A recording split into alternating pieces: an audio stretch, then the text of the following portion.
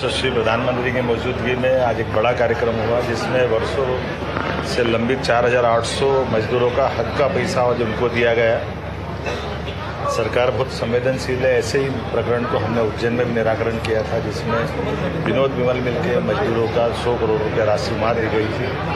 और ऐसे किसी मसले पे अगर सरकार के लेवल पे कोई भी काम होगा इसमें संवेदनशीलता के साथ गरीब मजदूर हर वो व्यक्ति जिसको शासन से कहीं मदद की दरकार, सरकार पूरी संवेदनशील रहेगी। मेरी अपनी ओर से हुकुमचंद मिल के इस पूरे निराकरण के लिए सबको बधाई। धन्यवाद। आज हुकुमचंद मिल के वर्षों पुराने।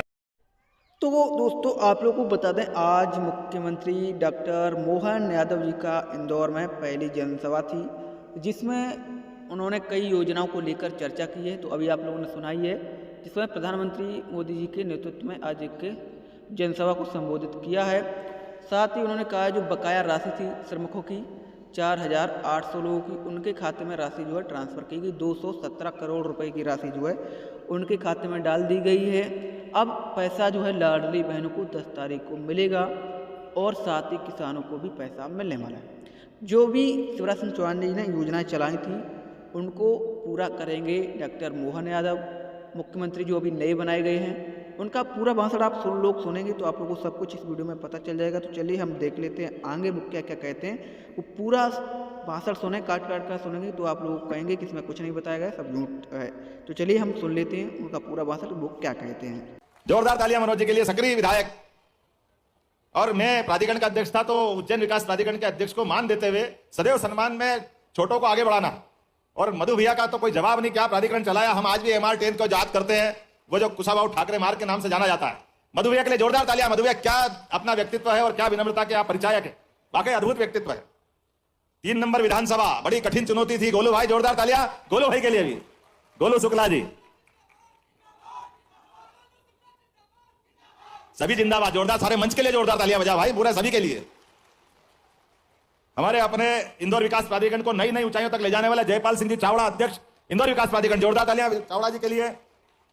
और हम सबके इस पूरे सरकार के संगठन के सबके बीच तालमेल करके कुशलता से नेतृत्व की क्षमता को साबित करते हुए जबरदस्त जीत दिलाने वाले गौरव रणदीवे जी के लिए जोरदार तालियां गौरव जी के लिए भी। जिला पंचायत के अध्यक्ष श्रीमती रीना सतीश मालवी जी, नाम तो बहुत है लेकिन मेरे को 12 बजे दिख रहा कि माननीय हमारे यशस्वी प्रधानमंत्री जुड़ने वाले हैं। अलंकार तो शब्दों के सभी के साथ दिए जा सकते हैं लेकिन चूंकि समय की सीमा है इसलिए जोरदार तालियां बजाते हुए मैं नाम बोलते जाता हूं। श्रीमती रीना सतीश मालवी जी, अध्यक्ष जिला पंचायत इंदौर। श्री सावन भाई सोनकर, जोरदार था साहब। अरे उषा दीदी, हमारी संस्कृति की बहुत एक अलग पहचान बनाने वाली उषा दीदी के लिए जोरदार तालियां बजाओ। आप हमारे बीच में धार जिले के महू विधानसभा से फिर एक बार निर्वाचन करके वो बड़ी जीत के बीच में आई। जोरदार तालियां उषा दीदी के लिए। माफ करना दीदी, ये थोड़ा क्रम के चक्कर में मेरा तालमेल थोड़ा सा गड़बड़ाया है। हमारे प्रताप करोसिया जी, घनश्याम नारोलिया जी, जोरदार तालियां बजाओ। डॉक्टर निशांत खरे जी, अध्यक्ष युवा आयोग। और पूरा मंच, भरा पूरा मंच है, मैं सबका वंदन करता हूं, अभिनंदन करता हूं। सारे वरिष्ठ नेतागण, बाबूदास से लेकर के हमारी पूर्व महापौर से लेकर सारे लोग मौजूद है। और इस अवसर पर यहां इस कार्यक्रम के मुख्य बड़ा किरदार 32 साल तक सतत संघर्ष करके मजदूर के अलग अलग संगठन के लोगों ने जो लड़ाई लड़ी, मैं आपका भी हाथ जोड़ के वंदन करता हूं, अभिनंदन करता हूं। वास्तव में आपके संघर्ष के कारण से आज एक बड़ी सफलता हासिल हुई और यह हम सबका सौभाग्य है। आज का दिन और महत्व का है। हम सब जानते हैं भारत रत्न स्वर्गीय अटल बिहारी वाजपेयी जी, मैं उनको प्रणाम करता हूं, नमन करता हूं। जोरदार तालियां बजाइए माननीय स्वर्गीय अटल बिहारी वाजपेयी जी के लिए। अद्वितीय व्यक्तित्व। क्या अटल जी का व्यक्तित्व था, निहायत फक्कड़ स्वभाव, लेकिन अपने सारे लोगों को लेके चलने का, शक्कर से ज्यादा मीठे माधुर्य का प्रकटीकरण, इतना स्नेह लुटाते थे स्वर्गीय अटल बिहारी वाजपेयी जी। और हमको सबको गर्व है अपने बड़नगर उज्जैन तहसील के बड़नगर में, उज्जैन जिले के बड़नगर तहसील में वो अपनी प्राथमिक शिक्षा और पहला भाषण भी देने का प्रयास उन्हें प्राइमरी में उज्जैन से किया था। और इंदौर आते थे तो 56 दुकान की चाट, और वो कहते भी थे, उन्होंने कहा भी कि मैं मूलतः मालवी व्यक्ति भी हूं, उनको मालवा पे गर्व होता था। एक बार जोरदार तालियां बजाए हमारे स्वर्गीय अटल बिहारी वाजपेयी जी के लिए। मैं आज जिस कारण से यहां उपस्थित हुआ हूं, इंदौर अलग अलग पूरे देश के बड़े बड़े महानगर, लेकिन मुझे इस बात की प्रसन्नता कि दुनिया के सबसे तेज गति से बढ़ने वाले नगर में अगर किसी का नाम अगर है तो हमारी लोक माता अहिल्याबाई की नगरी इंदौर का वो मान सम्मान है। इस बात का मुझे गर्व है, इस बात का आनंद है। वाकई हम सबका सौभाग्य है। एक ऐसी कोई साम्राज्य हो सकती है, ऐसी कोई शासिका हो सकती है जिन्हें आज हमारे लिए वो अगर स्मरण करें कि अपना पूरा राज्य महादेव को समर्पित कर दिया और एक सेविका बनकर के आदर्श जीवन व्यक्तित्व किया। और केवल यहां नहीं, कहने के लिए वे तो होलकर वंश की साम्राज्य थी, होलकर वंश की एक तरह से यहां की राजा थी, लेकिन सांस्कृतिक दृष्टि से जो उनका काम करने का अंदाज था वो भी उस मुगल सत्ता में, जिसमें कई सारी चुनौतियां थी, लेकिन उस चुनौतियों में भी जिनने भारतीय सनातन संस्कृति को बढ़ाने का काम किया, सारे के सारे देवस्थान का पुनरुद्धार कराना, चाहे केदारनाथ, गंगोत्री, जमुनोत्री, रामेश्वरम, द्वारका, बनारस, कौन सा स्थान छोड़ा। बाबा महाकाल की सवारी में भी मुखौटों का एक बहुत अच्छा हार देकर के अहिल्याबाई ने उज्जैन का भी विशेष मान बढ़ाया। ऐसी आदरणीय हमारे लिए स्वर्गीय अहिल्याबाई की नगरी में मैं आप सबका वंदन करता हूं, अभिनंदन करता हूं। हम सबको मालूम है परमात्मा की दया से यशस्वी प्रधानमंत्री का यह शासनकाल है, और जिस कारण से यहां मैं उपस्थित हुआ हूं, मैं आपके उस कष्ट का भी अपने परिवार के अंदर से एहसास करता हूं। हम सब जानते हैं परमात्मा की दया से जो वर्तमान का समय है, वो वर्तमान का समय कई सारी चुनौतियों वाला भी, और चुनौतियों वाले में एक विषय हमारे अपने बेरोजगारी के दौर में कोई भी नई फैक्ट्री खुलती है तो नई फैक्ट्री खोलने के लिए सरकार ही उसमें नियम बनाती है कि हाँ, हम सरकारी जमीन लीज पे दे देंगे, शासन की विभिन्न प्रकार की योजना से वो फैक्ट्री खड़ी हो जाना चाहिए। ऐसे कई कारण से वो महत्व देते हैं, लेकिन हम सब जानते हैं कि जैसे हमारी वर्तमान की व्यवस्था खड़ी होती है और कोई कारण से फैक्ट्री बंद हो जाती तो सब हाथ खड़े कर देते।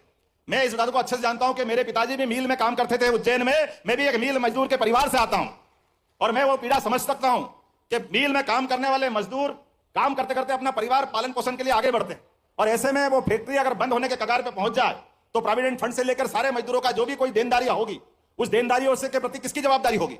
अब फैक्ट्री खुली 1923 में, 60 साल तक ये हुकुमचंद बिल चलता रहा, 4800 से ज्यादा मजदूर उसमें काम करते रहे, लेकिन काम करते करते जब फैक्ट्री बंद हो गई तो मूल जिनने फैक्ट्री डाली वो तो कहीं और चले गए। और जैसा कि माननीय कैलाश जी भाई साहब कह रहे हैं, अब जमीन का मसला आया, नगर निगम हो, कलेक्टर हो, राज्य शासन हो, सब कहने को तैयार है कि भैया ये जमीन तो हमारी है, अब मजदूर की देनदारी हमारी जवाबदारी नहीं, और हाईकोर्ट में मामला उलझा देते। ऐसा कैसा उज्जैन में विनोद विमल मिल का मामला उलझा हुआ था, जिसके माध्यम से मैं अपने उस पूरे माहौल को नजदीक से देखा था, तो हमने कहा कि नहीं, ये गलत बात, ये जमीन के माथे, ये सरकार तो वही है ना, पहले हो सकता सिंधिया सरकार हो, होलकर सरकार हो, लेकिन बाद में सरकार बदल गई तो सरकार की जवाबदारी थोड़ी बदल गई, तो सरकार की दृष्टि तो विशाल होना चाहिए।